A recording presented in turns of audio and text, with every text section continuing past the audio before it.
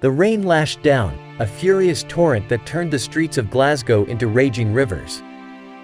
Laurie Gillis, 33, and her faithful Springer Spaniel, Puck, were walking home. Their usual afternoon stroll transformed into a desperate dash against the elements. Suddenly, a chilling sight stopped them in their tracks.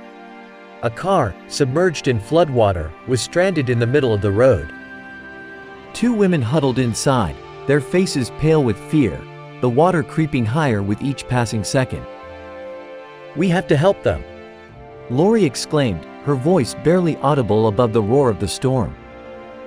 Without a second thought, Laurie scrambled down the sidewalk, wading into the icy water. Puck, ever the loyal companion, followed close behind, his tail tucked low as the water reached his chest. Inside the car, the women, Anna and Sarah, were terrified. Their engine had stalled, their mobile phones useless in the downpour.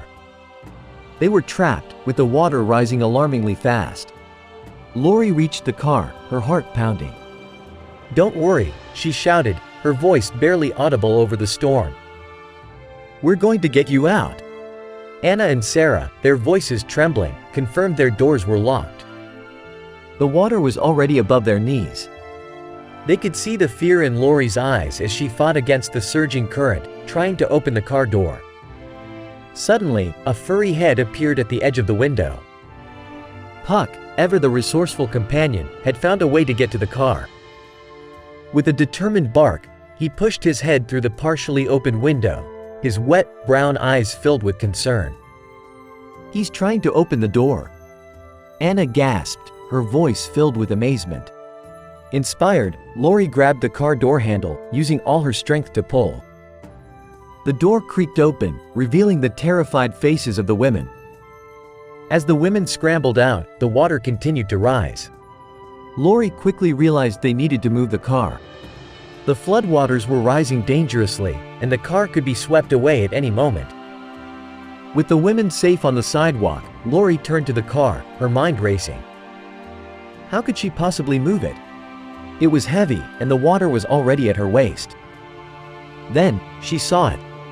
Puck, his short legs working furiously, was pushing against the rear bumper of the car.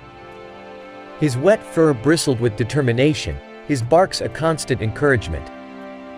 The women, watching in disbelief, realized the dog was trying to help. They joined Laurie, pushing with all their might. Puck, despite his size, was surprisingly strong.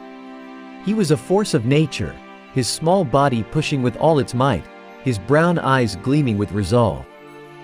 Slowly, the car began to move, inch by inch, the three humans and the dog working together to push it to safety. As they reached higher ground, the storm started to subside.